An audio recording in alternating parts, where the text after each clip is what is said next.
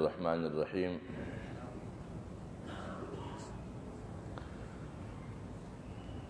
افلا يتدبرون القرآن ام على قلوب اقفالها وقال تعالى في مقام آخر ولا تقف ما ليس لك به علم ان السمع والبصر والفؤاد كل اولئك كان عنه مسؤولا صدق اللہ العظیم۔ عزیزان گرامی، میرے محترم بھائی اور دوستوں، اللہ تبارک و تعالی نے ہمیشہ سے انسانیت کو سنجیدہ زندگی گزارنے کے لیے رہنمائی فرمائی ہے تاکہ انسان اپنی عملی زندگی میں دیگر مخلوقات سے حقیقی بنیادوں پر ممتاز ہو کر رہ جائے۔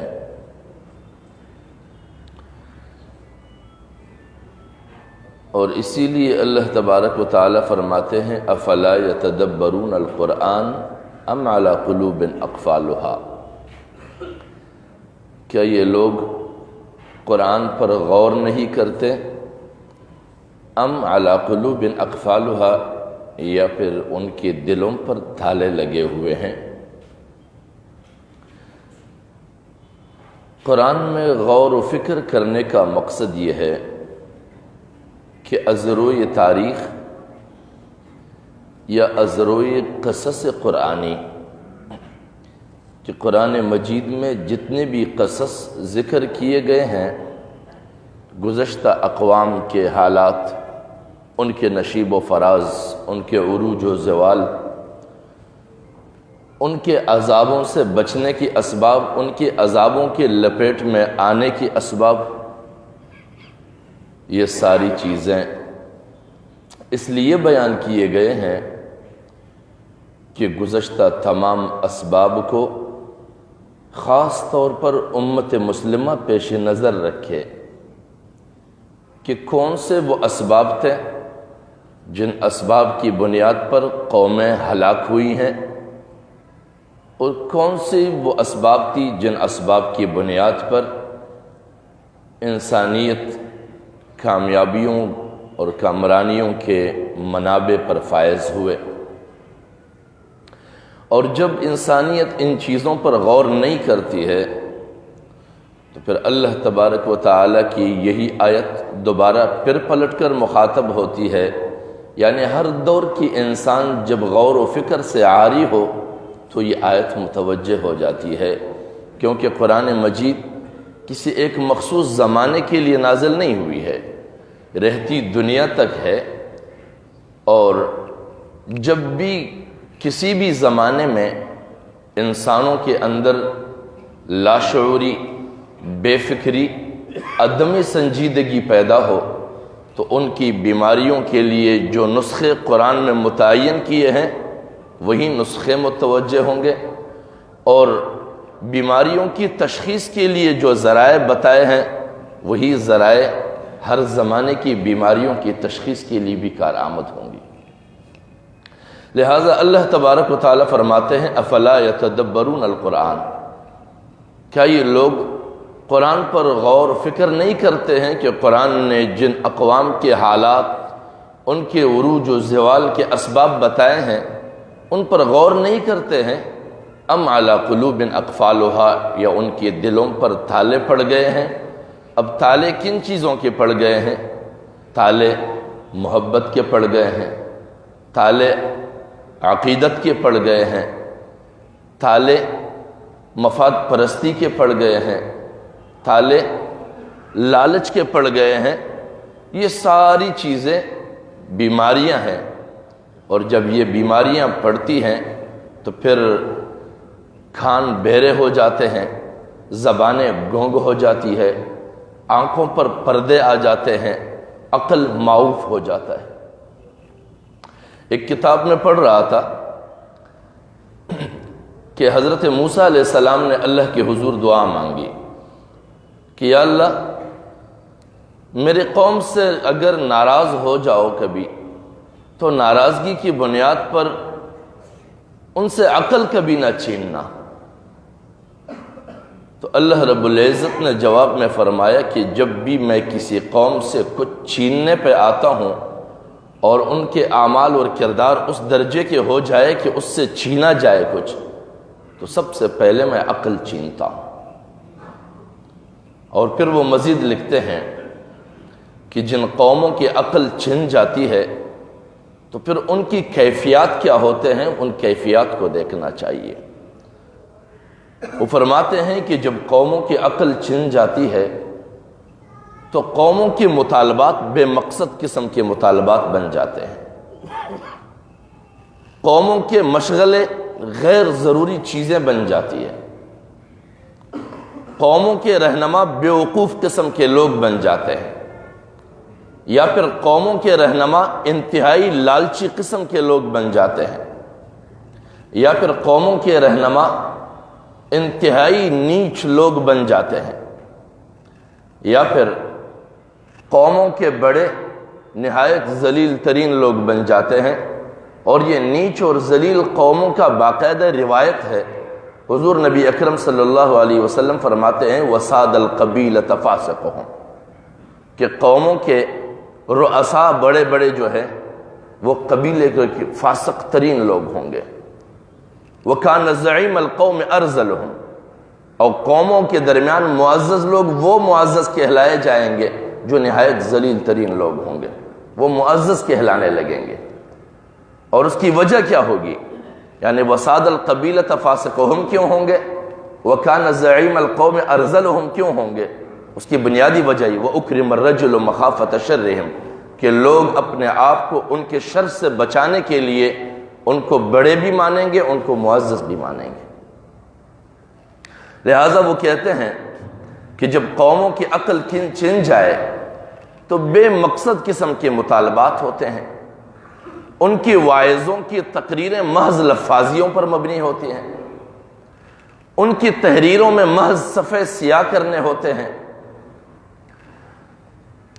اور ان کے مطالبات بے اختیار قسم کے لوگوں سے ہوتے ہیں،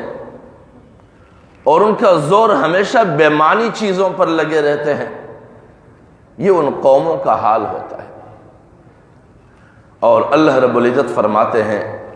افلا یتدبرون القرآن ام علی قلوب اقفالها، کہ یہ لوگ قرآن پر غور نہیں کرتے یا ان کی عقلوں پر تالے پڑ چکے ہیں۔ اب عقلوں پر تالے پڑنے کے اسباب یہ چیزیں ہیں۔ ہماری یہاں حالت یہ ہے کہ ہم کبھی بھی کسی معاملے پر غور نہیں کرتے ہیں، یہ کبھی بھی نہیں سوچتے ہیں کہ ہمارے ساتھ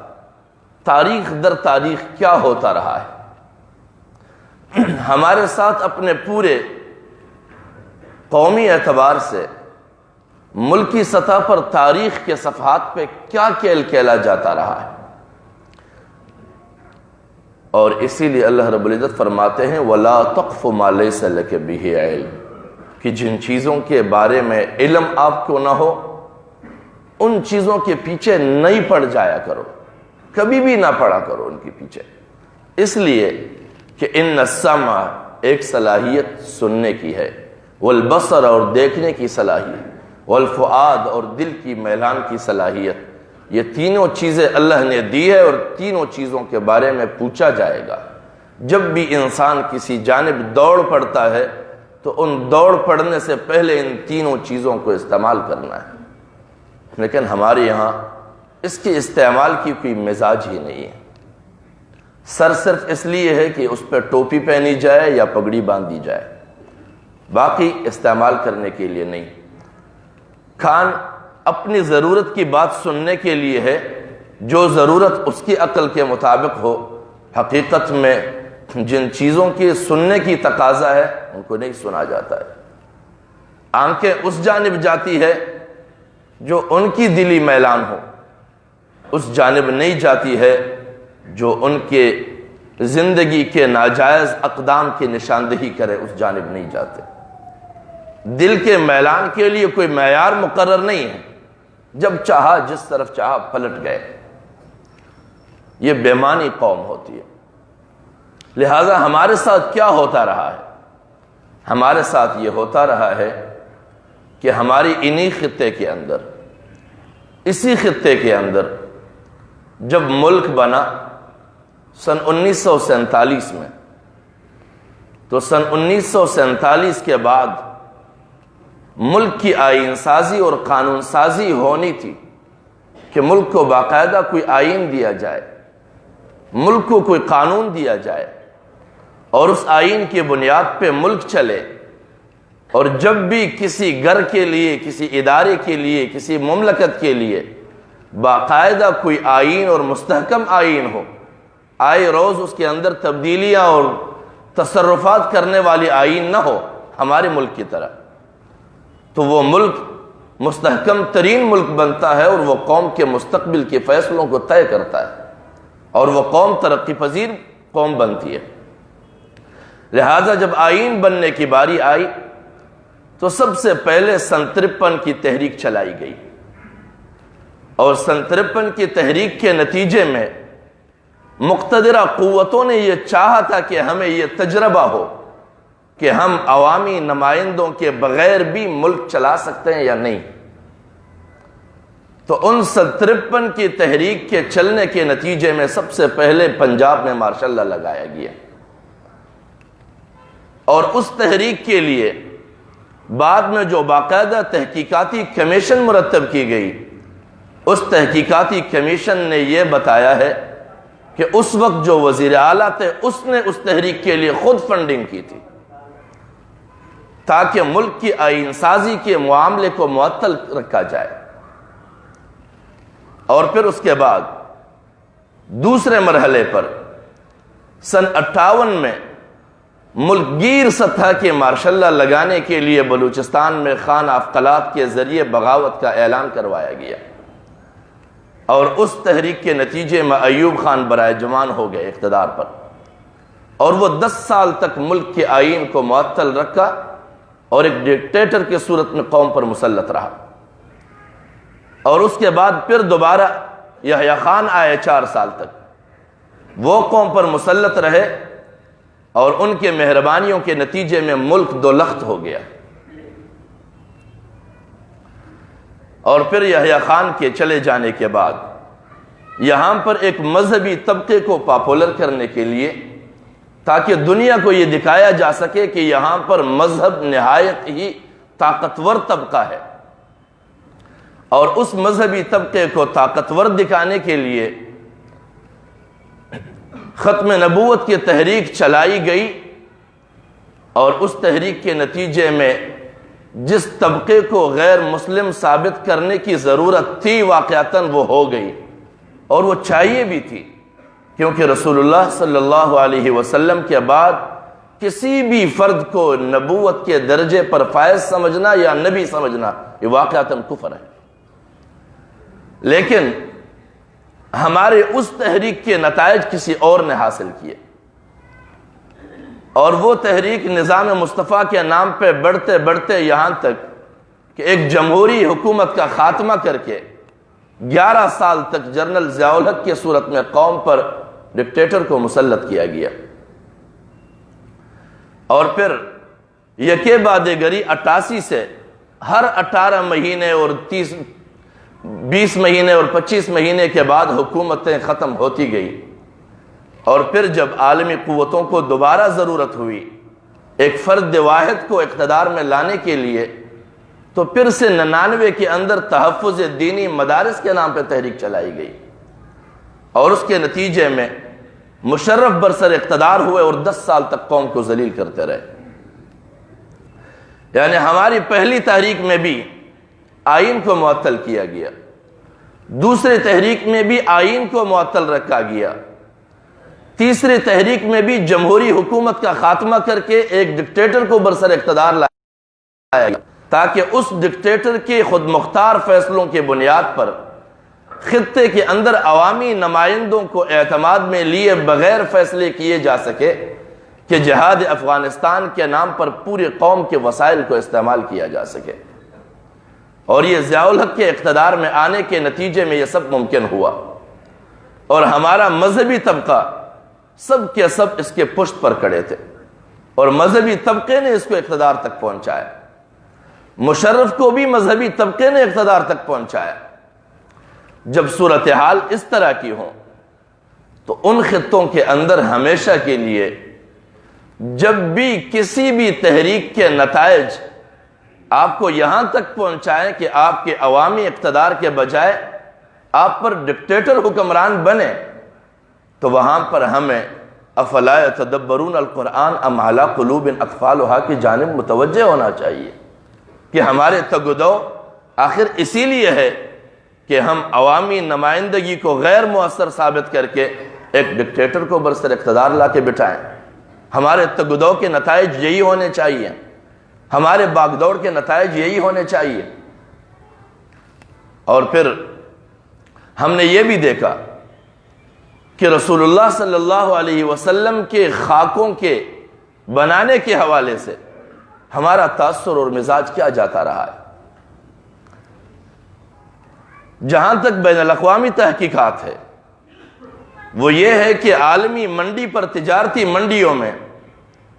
یا تو ڈالر کی اہمیت ہے یا پھر یورو کی اہمیت ہے،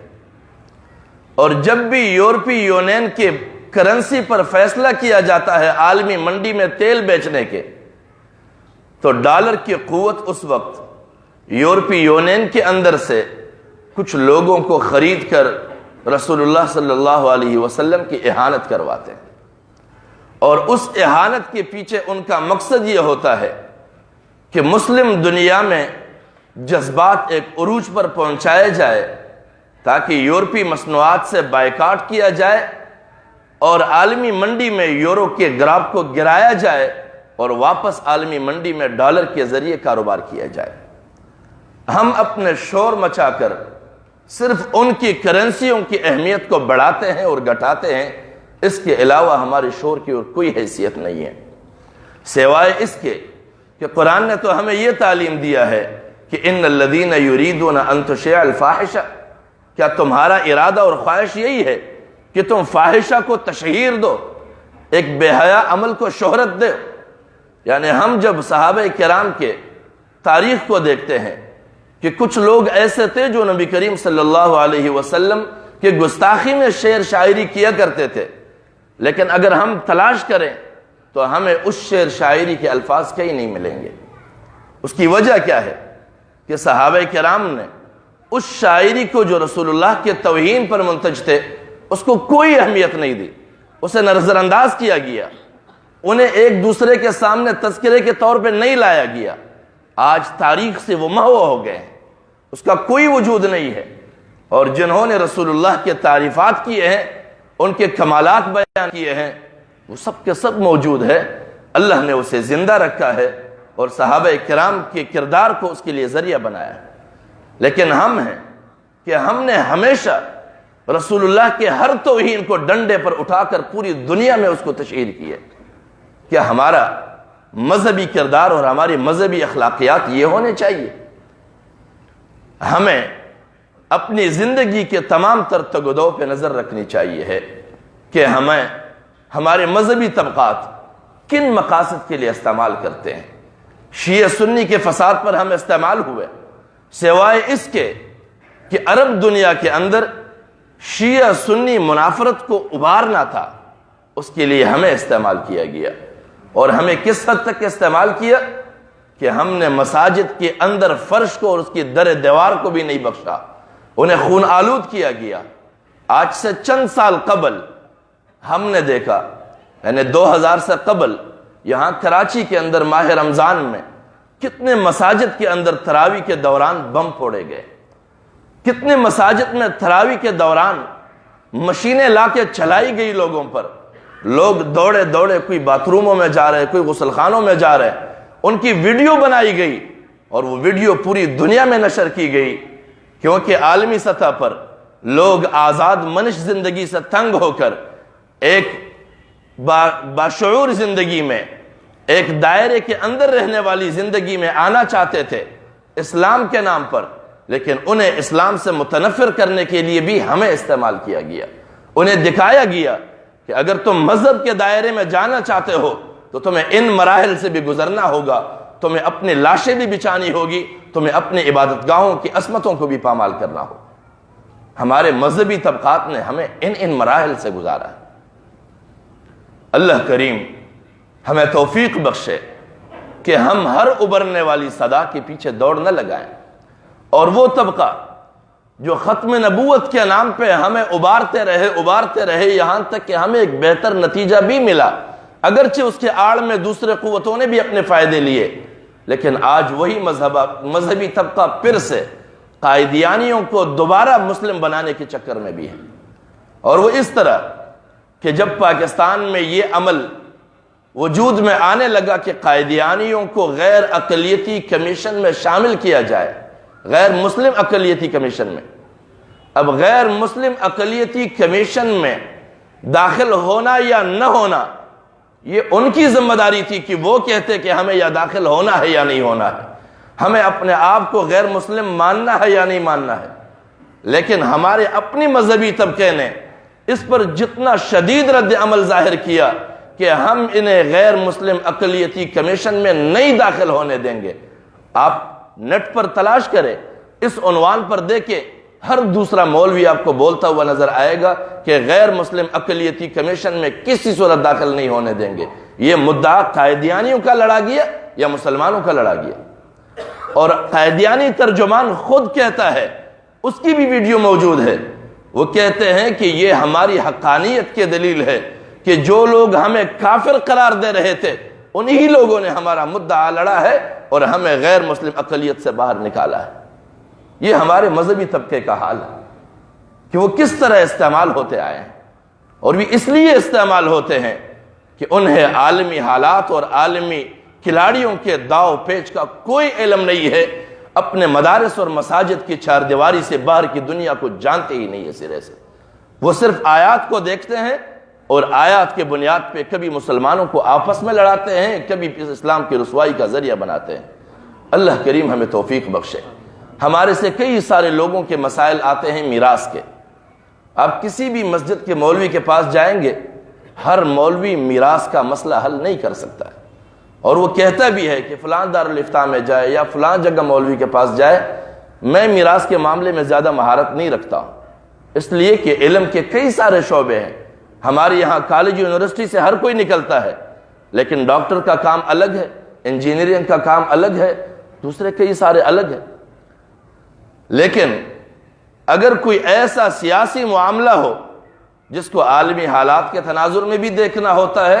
اور شریعت کے روح سے بھی، آپ کسی بھی مولوی کے پاس جائیں گے، کوئی بھی اس دیانت کا مظاہرہ نہیں کرے گا کہ میں عالمی حالات کو نہیں جانتا ہوں۔ وہ لازماً اپنی رائے زنی کرے گا، پھر اس رائے زنی کے نتیجے میں امت مسلمہ تباہ ہو، برباد ہو، دست و گریبان ہو، کسی کے بھی ہاتھ مرتا رہے، اس سے کوئی سروکار نہیں ہے، لیکن اس نے رائے ہر حال میں دینی ہے، کیونکہ وہ سمجھتا ہے کہ سیاست بھی دین کا حصہ ہے، اس لیے میں بھی کسی مدرسے میں پڑھا ہوا ہوں، لہٰذا لازماً میں نے رائے دینی ہے۔ لہٰذا صرف مدرسے میں پڑھنا اس فن کے لیے ماہر ہونا تو نہیں ہے۔ اللہ کریم ہمیں توفیق بخشے کہ اگر ہمارے مذہبی طبقے میں عقل نہیں ہے تو کم از کم ہم خود اپنے عقل کو استعمال کر سکیں، ہم اس کو سمجھ سکے کہ خیر اور شر کیا ہے، اور ہمیشہ بھی خیر کو نہیں چننا ہوتا ہے، کبھی شر کو بھی چننا ہوتا ہے۔ حضرت عمر فاروق رضی اللہ تعالیٰ عنہ نے کبھی کسی کو گورنر مقرر کرنا چاہا اور کسی سے پوچھا کہ یہ کیسا بندہ ہے، تو اس نے کہا ہے کہ یہ نہایت ہی نیک آدمی ہے، یہ برائی کو جانتا بھی نہیں۔ تو اس نے بولا کہ مجھے ایسے بندے کی ضرورت نہیں ہے، کیونکہ عاقل وہ شخص نہیں ہے جو صرف خیر اور شر کے درمیان تمیز کر سکے، بلکہ عاقل وہ ہے کہ خیر کا کہیں وجود ہی نہ ہو، صرف شر ہی شر ہو، تو وہاں پر پھر وہ زیادہ سے کم شر کو اختیار کر سکے۔ اور حضرت امام شافعی رحمہ اللہ نے بھی یہی فرمایا ہے کہ عاقل وہ نہیں ہے جو صرف خیر اور شر کے درمیان تمیز کر سکے، کبھی ہر طرف دونوں طرف بلا ہوتا ہے تو پھر اس میں اخف البلیتین کا وہ انتخاب کر سکے، یعنی کم شر کا وہ انتخاب کر سکے کہ اس میں زیادہ تباہی تھی، اس لیے ہم نے یہ اختیار کیا۔ لیکن ہمارے یہاں اس چیز کی کوئی تمیز نہیں ہے، صرف یہ کہتے ہیں فَقْتُلُوا الْمُشْرِكِينَ حَيْثُ وَجَدتُّمْ، جہاں بھی تمہیں مشرک ملے قتل کر ڈالو، تمہارے ہاتھ میں اختیار ہو نہ ہو، اقتدار ہو نہ ہو، عدالت ہو نہ ہو، تاکہ باہم پورا معاشرہ دست و گریبان ہو۔ اللہ کریم ہمیں ایسے حالات سے بچائے اور ایسے ظلم سے بھی دور رہنے کی اور اپنے قوم پر رحم کرنے کی توفیق عطا فرمائے۔ وآخر دعوانا ان الحمدللہ رب العالمین۔